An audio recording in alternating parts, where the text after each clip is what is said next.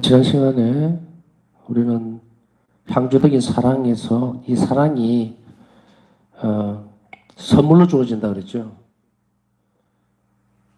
이 선물로 주어지는 그 사랑 때문에 우리는 하느님을 비로소 사랑할 수 있게 됩니다. 그래서 이 선물 우리 세례 때 봤는데, 세례와 동시에 인간은 예수님과 결합이 되고 신적 생명을 나누어 받고 하나님의 영원한 사랑에 참여하게 된다, 이렇게 말씀을 드렸고요. 또한 사랑은 모든 특성들 가운데 가장 큰 특성이기도 합니다.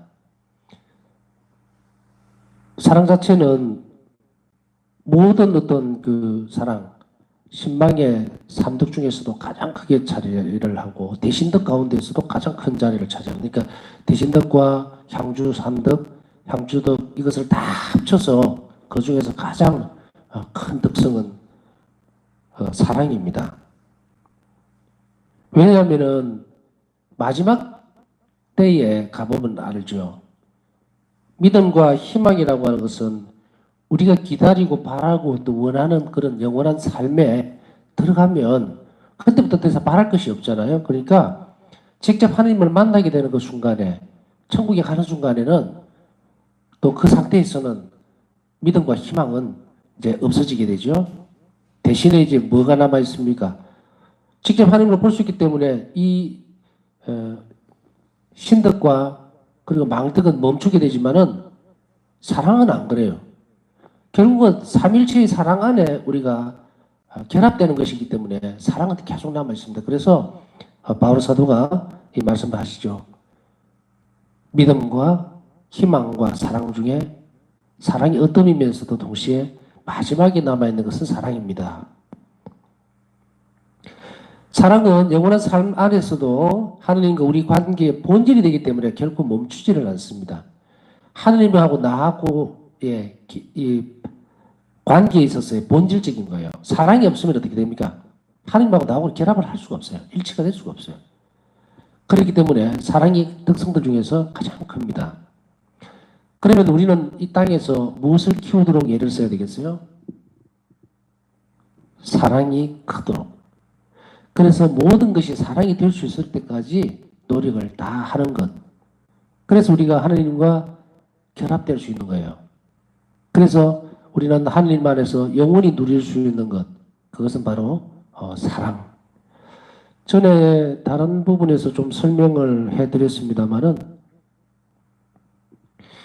우리가 천국과 지옥과 연옥을 알고 계시죠? 그런데 연옥에 가는 영혼들과 지옥에 가는 영혼들의 또 천국에 가는 영혼들의 차이가 뭐예요?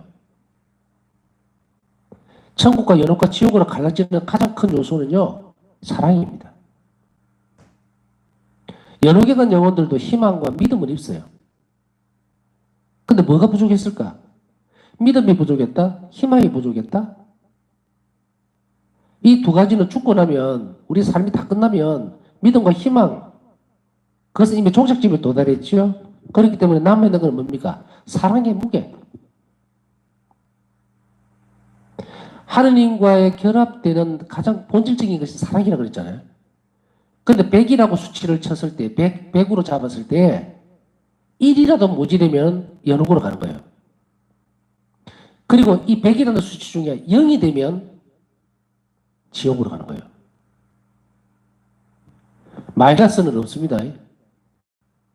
수치적으로 보면은 설명을 하기 위해서 수치적으로 보면 그렇다는 이야기예요. 그렇기 때문에 연옥이든 지옥이든 하나님께서 보시고서 우리가 자꾸 이렇게 이 시간에 좀 덧붙여서 말씀드리고 싶은 것은 뭐냐면 그리스도교의 본질적인 부분에서 가르치는 것 이외에는 보지도 듣지도 마세요. 무슨 영화들 보면은 뭐 신과 함께 뭐 그런 영화도 있었고 뭐 또 여러 가지가 있죠. 그거 참 엉터리예요. 그거는 우리 영혼을 굉장히 해칩니다. 혼란스럽게 만들고 희석시켜버려요. 그런 법은 없어요.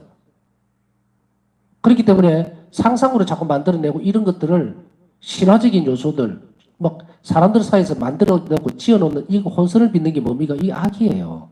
마귀가 만들어 놓은 거예요. 순수하고 본질적인 것을 제대로 배우고 제대로 익히지 않으면 우리는 거기를 기웃거리게 되면 환상에 사로잡히게 돼요.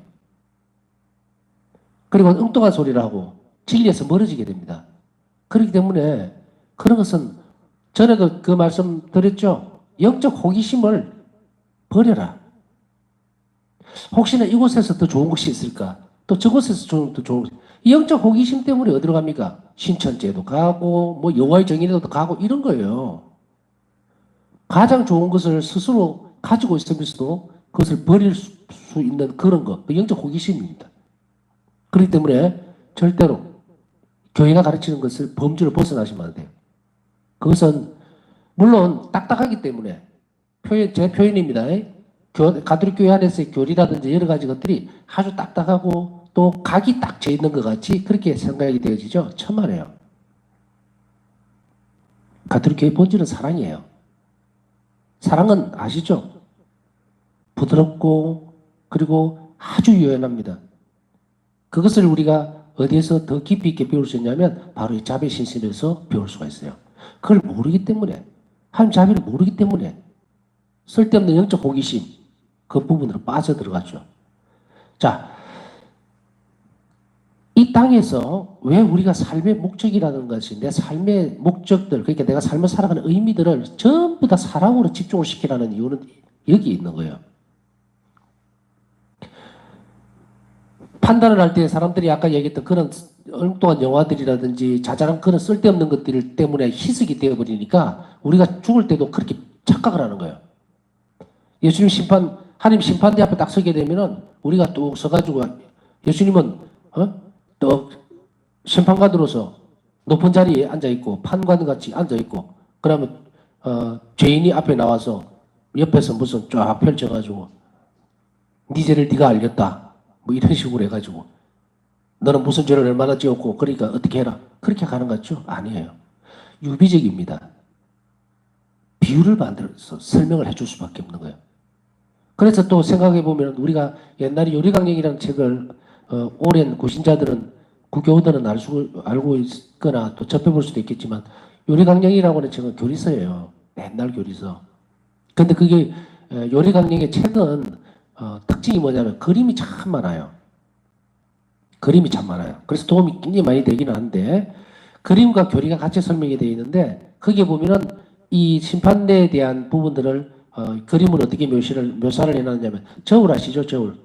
요즘 뭐 생각하는 그런 저울 말고 양쪽에 이렇게 물건을 두 개 올릴 수 있고 그 다음 위에 이렇게 들면은 물건을 올려서 이렇게 그 옛날 장터에서 많이 볼 수 있는 무게 재는 그런 것으로 보면 되는데 장터에서 무게 되는 것은 하나밖에 없죠. 이게 쟁반이. 그러나 이게 양쪽 쟁반에서 하나는 사랑이나 아니면 하나님에 대한 믿음 그리고 하나는 자기의 죄 선과 악 이렇게 해서 이 저울이 기울어지면 어떻게 돼요? 죄가 무거워지게 내려오면은 지옥으로 가라, 연옥으로 가라 그렇게 하고 이럴 때는 그런 것들을 볼 수가 있는데 아니에요. 심판은 우리 양심이 완전히 우리 영혼이 열리면서 순간적으로 이루어집니다. 그래서 그렇기 때문에 그 순간에는 변명의 여지가 없어요. 우리는 마치도 주님 그렇지 않습니까? 성서 안에서도 보이지 않는 그런 부분들 우리가 천국을 가보지 못했고 연옥을 못 받고 지옥을 못 받기 때문에 그 하늘나라에 대한 부분들을 유비적으로 이렇게 설명을 해요. 비유적으로. 그렇다 보니까 잘못 이해를 하면 변명할 시간이 있는 듯이 착각을 합니다. 우리 심판 때에. 그 심판은 그렇지 않아요. 정말 번개가 번쩍하듯이 순간적으로 내 모든 과거가 살아왔던 모든 역사들이 하나님 앞에 그대로 펼쳐지면서 심판은 즉시로 이루어져요. 변명할 여지가 없다는 거예요. 이런 의식들을 자꾸 잘못 가지고 있으면은 아이고 하나님 앞에 가면은 뭐 변명의 여지가 있겠니 없겠니 그런 것이 없습니다. 그래서 심판은 즉시로 이루어지면서 사랑의 요무에 따라서 하나님께 대한 사랑이 얼마나 몇 프로를 차지하느냐에 따라서 부족하면 즉시로 연옥으로 그 영혼을 갚버리는 거예요. 예수님께서 뭐 너 가. 아이고 살려주세요. 조금만 봐주세요. 그래 내가 한번 생각해볼까? 이렇게 하는 거 아닙니다. 드라마 쓰지 말고 즉시로 그러죠. 죽은 영혼이 즉시로 심판대 앞에 섰을 때 거기에 하나님께 대한 사랑이 먼지만큼도 없으면 적시로 어디로 갑니까? 지옥으로 그 영혼은 떨어져 버립니다. 왜냐하면 밀어내는 것이 아니에요.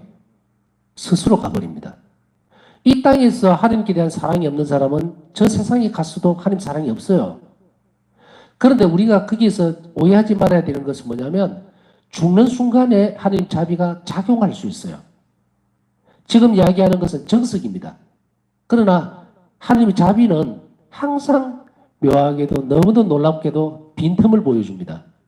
그 빈틈은 무엇인가? 바로 죽는 순간에 회개할 수도 있기 때문에. 이 땅에서 전혀 그렇게 하지 않았다 하더라도 냉담을 아주 30년씩 죽을 때까지 냉담하다가 그냥 죽었단 말이에요. 그러면 다 적시가 어떻게 될 거라는 그 생각을 깨는 것이 하나님 자비예요.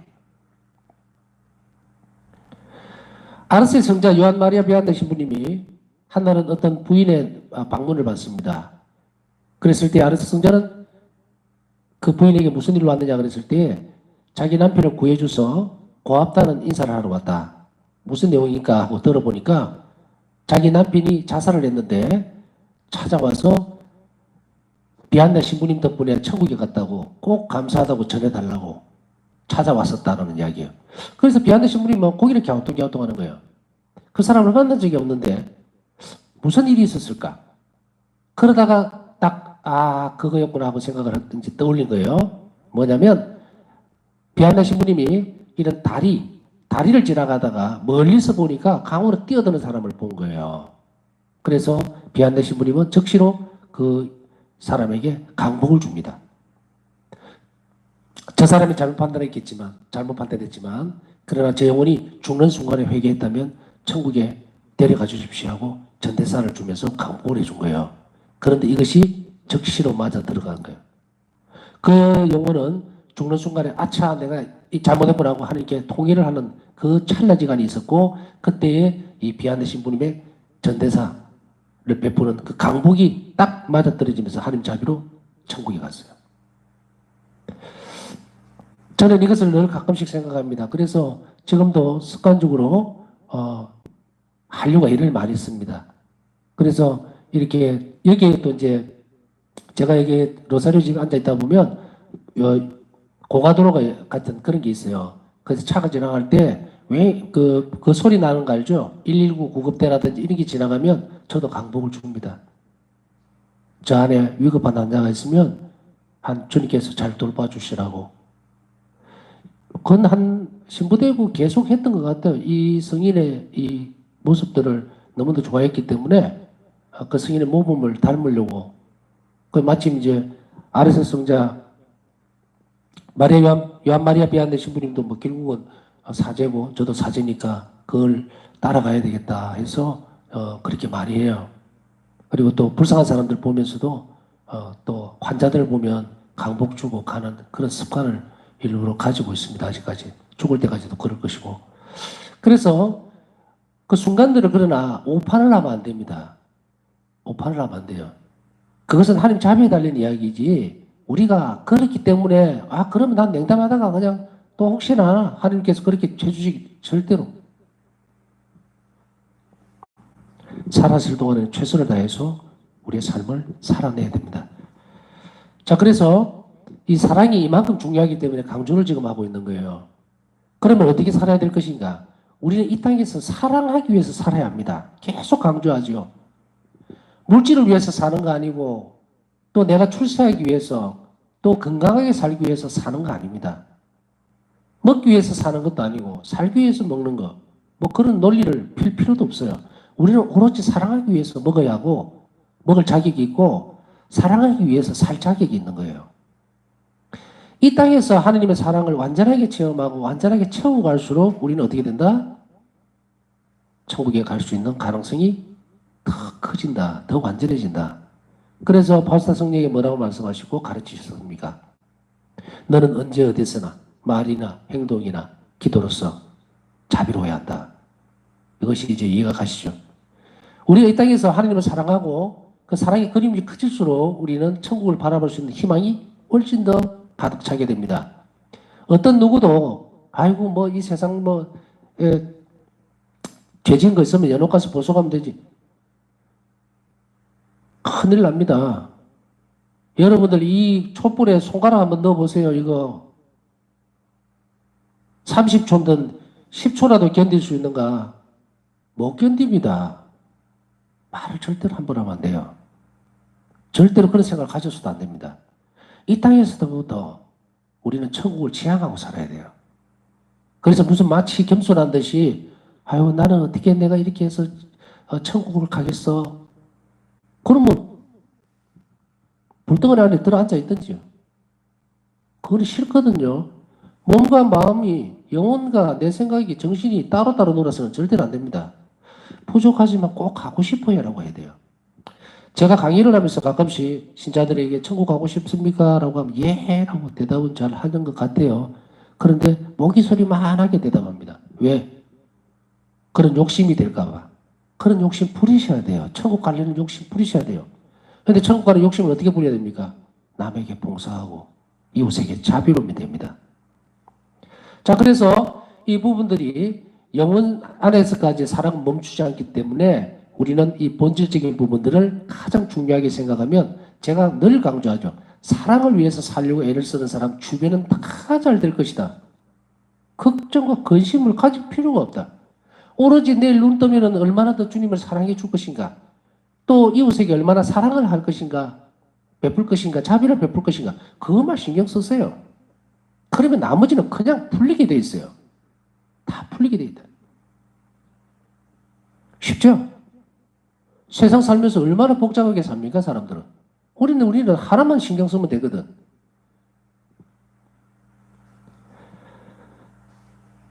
다음 단계에서 보면요. 첫 번째, 사랑에는 하느님과 이웃이라는 두 대상이 있습니다. 그렇죠? 사랑을 이 땅에서 실현해 나갈 때는 사랑이라고 할 때 뚜렷한 대상이 있어요.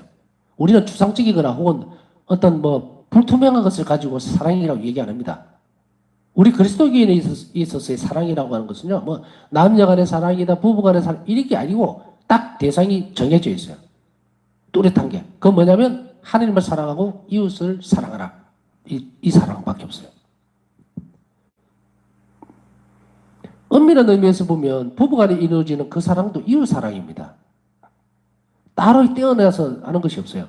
애주, 애인, 하느님을 사랑하고 사람을 사랑하라. 사람이에요, 사람. 이것이 공통분모입니다. 우리가 하느님을 사랑하는 것과 가장 존귀한 인간을 사랑하는 것은 사랑이 하나입니다. 사랑이 하나인데 여기에서 주의 깊게 살펴봐야 되는 그 사랑을 하면 인간적인 사랑이냐 신적 사랑이냐에 따라서 구별이 돼요. 내가 사랑을 하는 대상에 대해서 그 사랑해야 되는 동기가 하느님이라면 하느님에 대한 사랑이 그 동기가 된다면 그 사랑은 하느님의 사랑이에요, 본질이. 그런데 하느님을 사랑하지도 않으면서 이웃에 대한 사랑을 하고 있다고 착각하고 있어서 사랑을 한다고 하는 사람은 개인적인 사랑을 하는 거예요. 인간적인 사랑. 신적 사랑이 결여된 사랑이에요. 그렇기 때문에 우리가 봉사를 하고 사랑을 나누는 그런 곳에 가더라도 항상 그 본질적인 것을 하느님에게서 가져와야 됩니다. 그래서 우리는 이것을 어떻게 표현했습니까? 주님을 사랑하기 때문에 하느님을 섬기듯이 하느님을 사랑하듯이 이 사람을 이 대상에게 사랑을 줘야 되겠다 이거예요. 그래서 그 본질적인 동기, 자비를 베푸는 동기가 하느님 사랑이 기준이 되는 거예요. 이웃에 대한 것도 마찬가지고 부부간에도 마찬가지고 자녀에 대한 것도 마찬가지입니다. 부모기 때문에 인간적인 사랑을 주는 것이 아니라 그 사랑의 본질이 하느님 안에 있고 하느님께서 나에게 주셨던 그 사랑의 동기가 하느님 안에 있어야 된다는 거예요. 그렇게 하면 신적 사랑이 같이 흘러가기 때문에 그 사랑은 어떻게 된다? 너무도 풍요로운 사랑이 됩니다. 이 사랑을 자녀들에게 주게 되면 이 자녀는 삐뚤어질 일이 없어요. 문제는 일으킬 일도 없고 남에게 해코지 당할 일도 없어요. 항상 문제가 생기는 건 뭡니까? 하느님을 사랑하지 않고 본질을 그곳에 두지 않고 동기가 뭡니까? 내 사랑인 거예요. 내 마음에 들면 내가 사랑을 하고 마음에 안 들면은 야단치고 막 화를 내고 그러죠. 인간의 사랑. 그러니 삐뚤어지고 뭉개지고 흩어지고 모양도 안 나오고 모든 잘못들이 그곳에서 다 터져 나오죠. 그리스도인의 완덕의 핵심은 사랑으로 이루어집니다. 모든 특성 가운데에 진주와 같은 거예요. 사랑은 모든 것이 사랑에 채색되어야만 그 덕성이 완전히 빛이 납니다. 그렇기 때문에 겸손도 사랑을 힘입어서 겸손의 덕이 나와야 그게 완전해지는 거예요. 그렇기 때문에 완덕이라고 하는 그 핵심은 사랑으로 이루어진다는 것을 우리는 알아들을 필요가 있습니다. 그렇기 때문에 사랑을 키워나감으로써 성덕을 얻을 수가 있습니다. 자, 이제 믿음과 희망, 향주덕뿐 아니고 겸손 또 의로움을 향하는 것, 선을 실천하는 이 모든 것이 어디에다가 초점이 맞춰져 있다? 그것을 덕성을 키우려면 사랑부터 키워야 돼요. 사랑을 키워나가면 나머지 덕성들도 같이 자랍니다. 그렇기 때문에 다른 성덕을 얻기 위해서는 사랑이 중심이 되어서 시작되어져야 된다는 것을 잊지 말아야 됩니다. 향주덕의 사랑은 정적인 것이 아닙니다. 살아있는 실제이며 우리를 성장시켜 주신 주체입니다. 사랑은 역동적이어야 돼요. 나는 너를 사랑한다라고 하면서 아무것도 하지 않으면 그게 무슨 사랑입니까? 말로만 되어지는 것, 그 우리는 사랑이라고 얘기 안 합니다. 어떤 노래로서 그냥 들려지는 사랑 타령이라는 그것이 사랑이라고 생각합니까? 아니죠. 사랑은 반드시 무엇을 필요로 한다? 그것은 정적인 것이 아니라 동적인 겁니다. 살아있어야 돼요. 그 다음 두 번째로 사랑의 성장 과정은 살펴보면 인간의 자연적인 노력에만 달려있는 것이 아닙니다. 사랑을 성장시키는 그 성장 과정은 인간의 노력만으로 되는 것이 아니에요. 그렇기 때문에 그럼 어떻게 해야 될 것인가? 사랑의 원천과 척도는 하나님 자신이기 때문에 사랑은 하느님밖에 없어요. 인간이 이야기하고 있는 무슨 사랑이니 뭐니 해도 주체가 아니기 때문에 우리는 언젠가는 죽을 존재죠. 없어질 존재입니다. 유한한 존재예요. 그렇기 때문에 우리는 사랑의 주체가 아닙니다. 사실은 이 땅에 살아가면서 주님께서 하나님께서 우리에게 부어주시는 그 사랑 때문에 우리는 사랑으로 살아갈 수가 있어요. 그렇기 때문에 우리는 사랑의 원천과 척도는 한 자신이기 때문에 인간적인 노력만으로는 불가능하다. 그럼 어떻게 해야 될 것인가? 하나님 자신의 사랑의 모델이자 원천이시기 때문에 사랑의 척도는 어떤 계산도 하지 않고 사랑하는 것입니다. 하나님 당신 자신이 사랑의 모델이고 핵심이기 때문에 하나님의 사랑은 그저 주는 사랑이에요. 그렇기 때문에 그 척도를 보면은 어떤 계산도 하지 않고 그냥 사랑하는 거예요. 어떤 이유가 있어서 사랑하지 못하겠고 뭘 해야 되고 이런 게 아니죠. 사랑은 그냥 주는 거예요. 근데 우리는 이것을 싸고 이겨나가야 됩니다. 사랑을 키워나가기 위해서는. 왜냐하면 우리는 뭔가 자꾸 계산을 하려고 하거든요. 예수님께서 십자가상의 죽음을 통해서 우리에게 베풀어 주셨던 그 자비 그리고 사랑은 뭡니까? 공짜죠. 공짜예요. 거저 받은 거예요. 당신 목숨하고 바꾼 것을 공짜로 받았다고. 뭔가를 원하지 않았죠? 원한 것이 있었다면 뭡니까? 인간 편에서의 사랑의 응답이에요. 그렇기 때문에 우리에게 있어서 이러한 것은 사랑의 척도는 그렇게 되는 거예요. 사랑의 기준은 하나님이시기 때문에 우리도 이웃을 사랑하고 하나님을 사랑하기 위해서는 뭐가 없어야 된다? 계산이 되어서는 안 돼요. 근데 이렇게 살펴보다 보면은 우리 계산을 하게 돼 있어요. 어떤 때는. 부부간에도 마찬가지입니다. 부모 자식간에도 좋을 때는 좋은데 틀어지게 되면 계산을 합니다. 내가 너한테 어떻게 해줬는데 니는 나한테 뭘 해줬냐. 뭐 이게 싸움의 발단이죠. 순간적으로 깨집니다. 순간적으로 깨져요. 자식들도 다 키워놓고 나서 부모들이 아프고 힘들고 하면은 뭐라고 얘기합니까? 나를 좀 도와다오. 뭐 이렇게 하면은 내 클 때 뭐 해준단데요? 뭘 해줬어요? 내가 아르바이트 해가고 내 손으로 돈 벌어가지고 내가 학비 다 되고 내 혼자 다녔지 부모님이 내한테 해준 게 뭐이다고 지금 손을 내밉니까? 틀렸죠. 사랑은 계산을 해서는 안 됩니다. 설사 부모에게서 오는 사랑이 그 부분들이 계산적으로 틀렸다는 결국은 뭡니까? 오는 사랑도 계산을 해버리고 갈 사랑도 계산을 해버리고 이게 사랑 아니에요. 자꾸 정리하는 거지. 하나님 좋아하시겠습니까? 그 속에는 어떤 축복도 어떤 기쁨도 어떤 하나님 자비도 머물 수가 없어요. 사랑은 죽도록 하는 겁니다. 그냥 이런저런 이유를 대고 또 너무 어려워서 사랑을 하지 못하겠습니다라고 할 때 우리는 그 원천으로 돌아가야 되죠. 그래서 사랑은 우리 스스로 힘으로 하기에는 너무도 힘들고 어려운 것이 많아요. 그렇기 때문에 우리는 어디로 돌아가야 되느냐? 바로 그저 주님에게서 주신 그 사랑을 얻어서 나눠주는 역할밖에 못해요. 그것이 너무 힘들다. 그때는 우리가 주님께 할 수 있도록 기도를 많이 해야 되겠지요? 사랑이 튼튼해질 때 영혼의 힘도 더 커지게 됩니다. 우리가 영혼의 존재에 대해서 지금 잘 인지를 못하고 인식을 하지 못하는 이유는 왜일까요? 뭐 영성 강의를 듣고 여기를 기웃거리고 저기를 기웃거리고 또 여기도 보고 저기도 들어봤는데 뭐 영혼이 어쩌고 저쩌고 이런 얘기들을 많이 하는데 도대체 내한테서는 영혼이 어디 있을까? 오른쪽에 있나 왼쪽에 있나 심장 밑에 있나 혹은 가슴 중앙에 있나 모릅니다. 왜 모를까요? 우리가 모질해서 모를까요? 아니면 나는 영혼이 없어서 모를까요? 그 영혼의 존재를 더 가까이에서 더 확실하게 내 영혼의 존재에 대해서 알 수 있는 방법을 지금 뭐라고 얘기했습니까? 사랑이 부족하기 때문이에요. 하느님께 대한 사랑, 인간에 대한 사랑을 지금부터 키워나가면 영혼의 존재를 나는 스스로 알게 됩니다. 이 영혼의 존재를 알게 되면 이제 더 이상 우리는 죄를 겁내게 되고 그리고 선을 실행하려고 하는 욕구들, 갈망, 열망들이 생기게 됩니다. 그런데 왜 차지도 덥지도 않고 이렇게 신자들이 뜨뜻미지근하게 사는 사람들, 심지어는 냉담까지 하는 사람들 있게 되는가? 영혼 사정을 생각하지 않는다 그러죠?